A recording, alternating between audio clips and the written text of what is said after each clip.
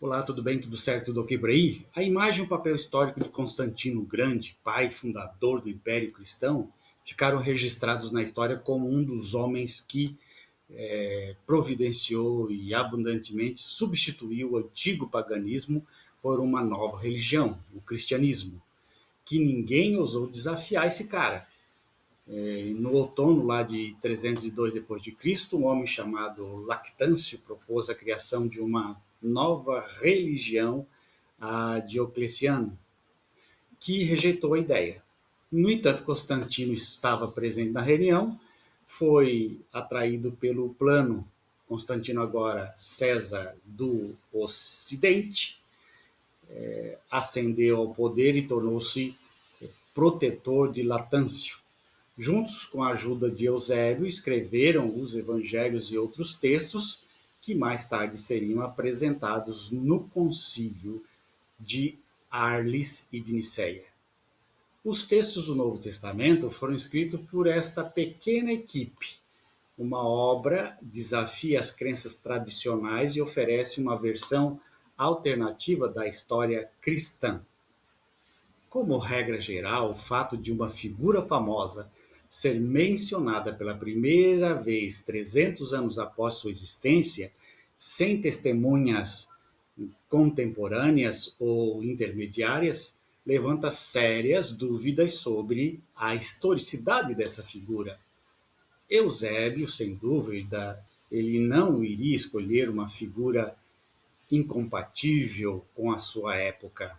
Constantino enfrentava problemas em seu império, com muitos grupos étnicos e religiosos diferentes. Em Nicéia, ele se apresentou como um novo líder da nova religião. A partir do concílio foram estabelecidas as bases e os mecanismos para a disseminação da nova religião por todo o império.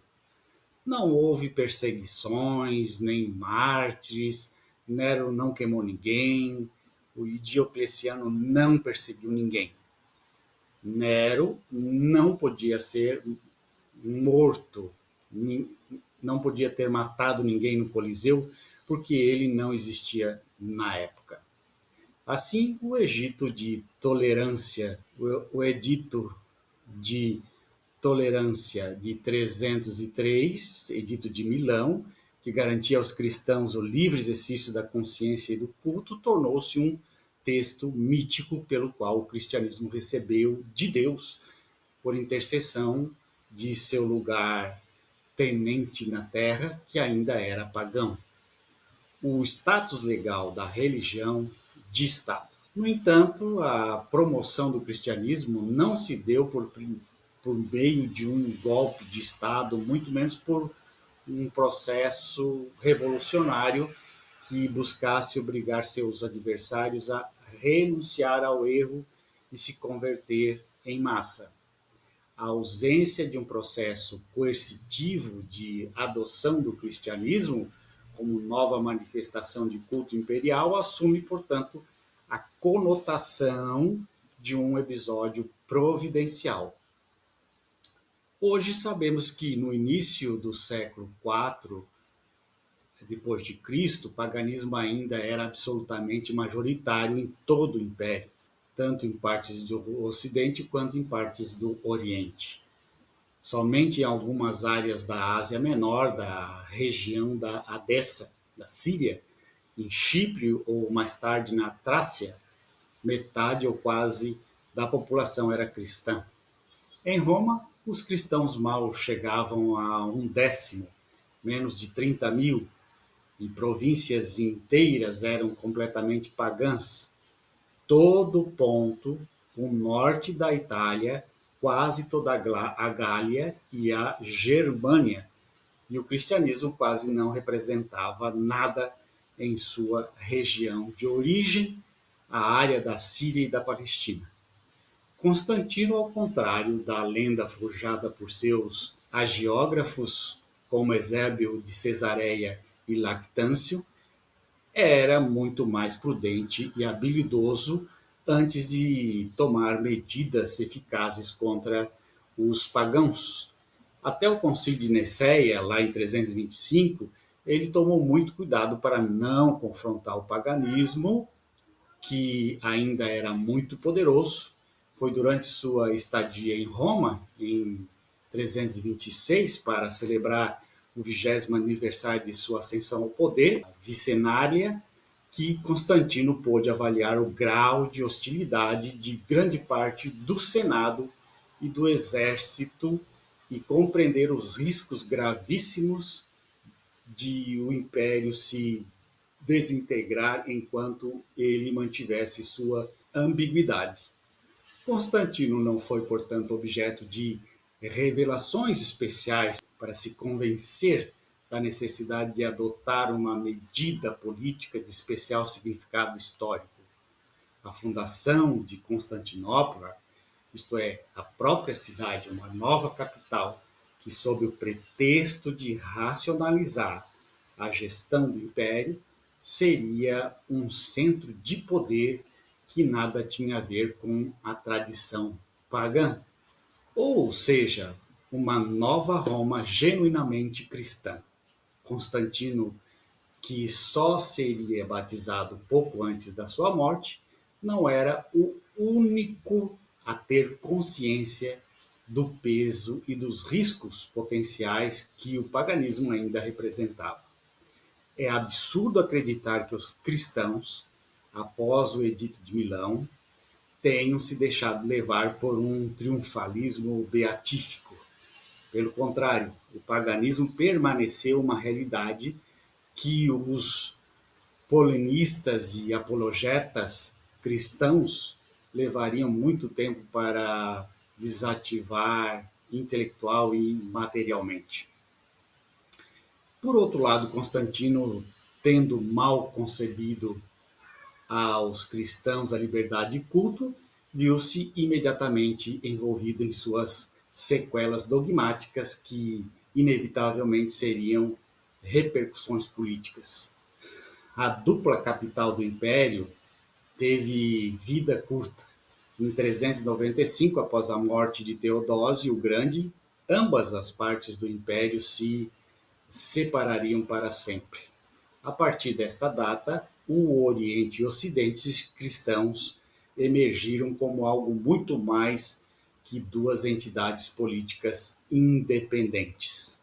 Estabelecidos sobre bases econômicas, sociais e culturais cada vez mais divergentes, os dois lados acabariam se tornando dois mundos amplamente opostos, apesar de sua afinidade cristã essencial.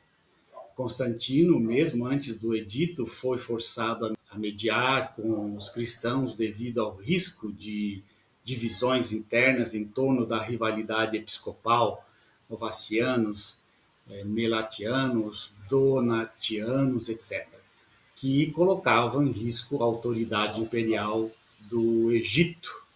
No entanto, após o edito, não demoraria muito para que Constantino enfrentasse sérios problemas de legitimidade e unidade de poder decorrentes de divergências sobre teologia cristã fundamental, o que implicaria na crescente interdependência entre a Igreja e o Estado. Este não é o lugar, nem o momento, para entrar numa análise das heresias desse período, mas sim para observar alguns elementos que foram decisivos na institucionalização e no estabelecimento das relações de poder entre a Igreja e o Estado, que determinaram a estrutura do Império Cristão desde a Antiguidade Tardia até o fim do mundo bizantino e que mais tarde, sob outras formas, continuariam na ortodoxia até os dias atuais. A condenação do arianismo foi o que levaria ao estabelecimento definitivo dos dogmas essenciais do cristianismo. Recordemos brevemente alguns elementos essenciais. Por volta de 319, Ário, notável figura religiosa e pregador alexandrino, começou a difundir uma doutrina segundo a qual Cristo havia sido criado por Deus como instrumento para a redenção do mundo, questionando assim a natureza eterna de Cristo. Ou seja, Cristo era o Filho de Deus, mas não da mesma natureza do Pai. O pensamento subjacente a essa tese era evidentemente para uma mentalidade pagã mais intelectualmente compreensível do que o insondável mistério trinitário. Além disso, uma doutrina dessa natureza tinha precedentes na teoria neoplatônica das nômadas e em parte da tradição judaica, bem como nas formas mais atenuadas e subordinacionismo, a exegese cristã que tendia a subordinar o filho ao pai. Teoria implicitamente defendida por padres da igreja como Justino, Irineu, Clemente de Alexandria e Orígenes. O arianismo se espalhou e se enraizou profundamente no Egito e na Ásia. Constantino ficou horrorizado ao ver que todo o Oriente estava profundamente dividido entre essa questão, que pessoalmente parecia sem importância para ele, mas que, independentemente de seu componente teológico, colocava o poder episcopal e grandes massas de população cristã em conflito mortal e que representaria um perigo político de primeira grandeza para Constantino. Então, o que ele fez? Constantino, por meio do seu conselho ósseo, pediu a Alexandre, o bispo de Alexandria, e a Ário que abrissem com sua reconciliação o caminho para o Oriente que eles haviam fechado para ele com sua discórdia. Ócio não encontrou nenhuma disposição favorável e Constantino decidiu convocar todos os bispos da cristandade para Nicéia. Este primeiro concílio ecumênico, em maio de 325, foi fundamental na história do cristianismo, mas pouco sabemos sobre ele. Cerca de 500 bispos, mais ou menos, participaram, praticamente todos de língua grega. O Ocidente não pareceu muito interessado, a registro de apenas um bispo da Itália e um da Gália e um de Catargo. O bispo de Roma, o Papa Silvestre, também não compareceu. Ócio participou como conselheiro do imperador. Constantino compareceu vestido de púrpura e com a insígnia imperial para demonstrar seu legítimo poder, mas não se sentou em sinal de humildade e respeito perante as hierarquias eclesiásticas ali reunidas, até que os bispos lhe dessem permissão. Em breve discurso em latim traduzido para o grego, ele deplorou as disputas da igreja perante os padres sinodais e os instou a restaurar a harmonia para obter o favor divino e a gratidão do imperador. Não sabemos a quantas sessões Constantino compareceu, nem os detalhes dos debates. Sabemos que Eusébio de Cesareia, a pedido do próprio imperador, propôs que o concílio apoiasse o credo tradicional da Igreja de Cesareia, cuja formulação a respeito de Cristo era impecavelmente ortodoxa e não continha nada que pudesse incomodar os arianos. Todos a aceitaram, mas os bispos mais visceralmente anti-arianos exigiram uma formulação mais rígida. Em um impasse, Constantino propôs que o termo homósios, da mesma natureza, fosse usado para descrever a relação entre o filho e o pai. Somente a presença do imperador resolveu a questão, mas Ário e 2 outros bispos que votaram contra foram excomungados. O cristianismo, especialmente o cristianismo oriental, parecia pacificá-lo, mas a tolerância de Constantino para com o próprio Ário e sua condescendência para com os pagãos, que também eram seus súbitos, o colocaram em conflito com a intransigência dos anti-arianos mais fanáticos, como Atanásio de Alexandria e Marcelo de Ancira, que acabariam sendo depostos. Constantino sempre confiou que seriam os bispos que, em concílio, seriam capazes de resolver suas diferenças teológicas e eclesiásticas e encontrar fórmulas de entendimento. Mas a prática, como em Nicéia, ensinou-lhe que, no final, seria ele, como imperador, quem sugeriria soluções com firmeza. Talvez essa experiência o tenha levado, por desconfiança, a adiar o batismo, que só aceitaria em seu leito de morte as mãos de um bispo meio-ariano, Eusébio de Nicomédia. No final de sua vida, Constantino acreditava firmemente que seu dever como imperador era tomar medidas para garantir que a igreja a qual havia se convertido fosse unificada e forte. E com base nisso, traçou seu curso de ação para o futuro. Mas como a igreja poderia aceitar esse novo patrocínio? Até então, a igreja havia permanecido autônoma e suas relações com os detentores do poder sempre se guiara pelo preceito evangélico de dar a César o que era devido. Por exemplo, Santo Atenágoras de Atenas, tutor de Marco Aurélio, já havia declarado que era superior a todos os homens, não apenas por seu poder e inteligência, mas também por sua competência em todas as áreas. Havia precedentes para a oposição quase divina de soberano. Tertuliano enfatiza que a lealdade dos cristãos ao imperador deve ser manifestada por meio de oração por ele e da necessidade de respeitá-lo como um líder divinamente escolhido. Antes de Constantino, os cristãos desejavam ser bons cidadãos e obedeciam à autoridade imperial.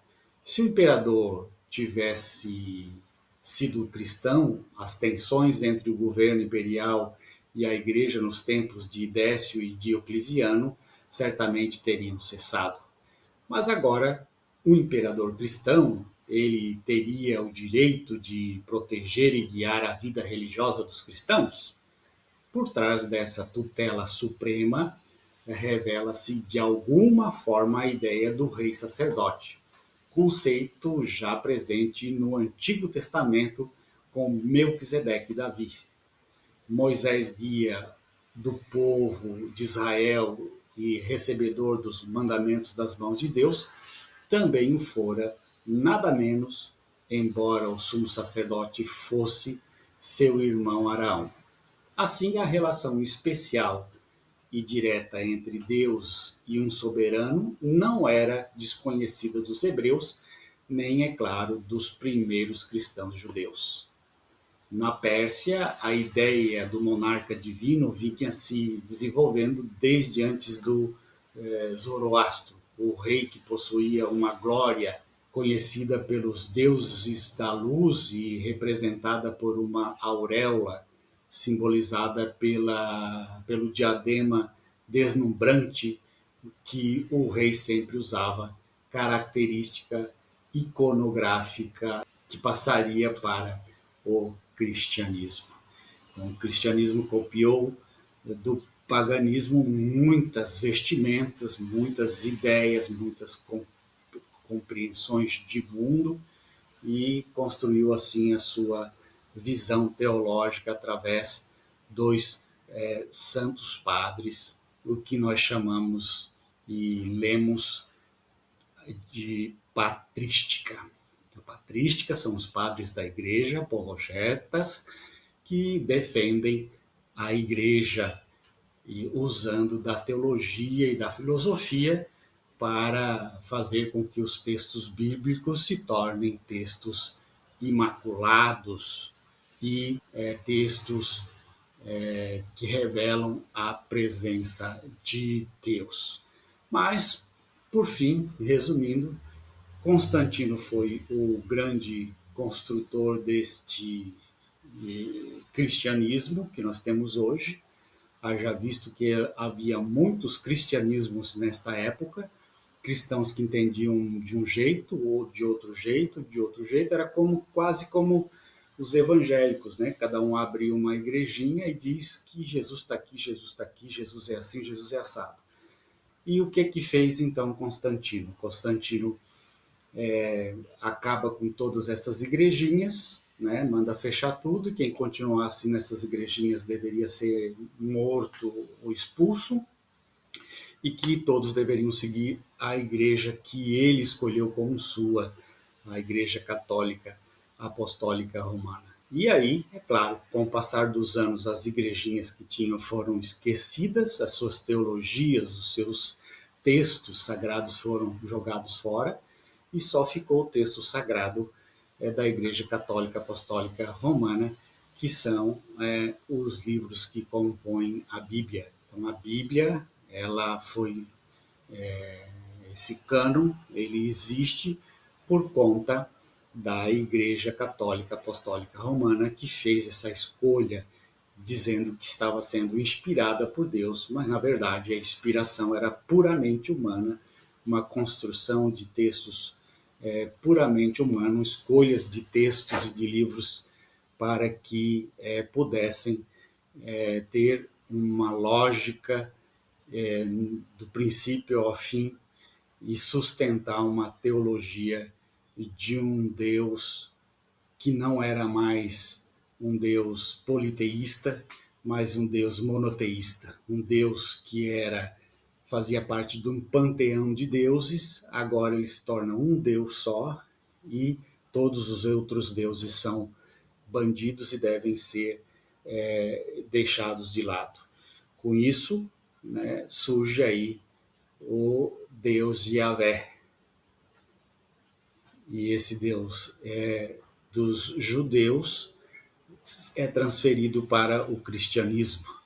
Só que como Deus tem que ser um só, não dá para dizer que existe Deus Pai e Deus Filho e Deus Espírito Santo. Então se inventou aí a ideia de que Deus Pai, Deus Filho e Espírito Santo têm a mesma natureza, são a mesma coisa, mas com missões diferentes.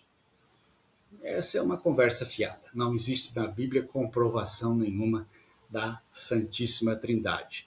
Existe na patrística, nos textos dos Santos Padres. Como a Igreja Católica se baseia não apenas na Bíblia, mas nos textos dos Santos Padres, então se cria a ideia da Santíssima Trindade. E os textos que sobraram mesmo são só os textos da Igreja Católica Apostólica Romana. Os outros textos foram destruídos, então nós não sabemos o que se falava naquela época sobre Jesus. Só temos uma linha só, que é a linha dos textos que foram escolhidos pelos santos padres, aí, pelos bispos, pelos cardeais da igreja lá no início. Então, é isso. O que nós temos hoje não é um cristianismo nato. Nós temos aí um cristianismo paulino, não é? Que se estrutura nas cartas de São Paulo. É isso aí. Um grande abraço. Tchau.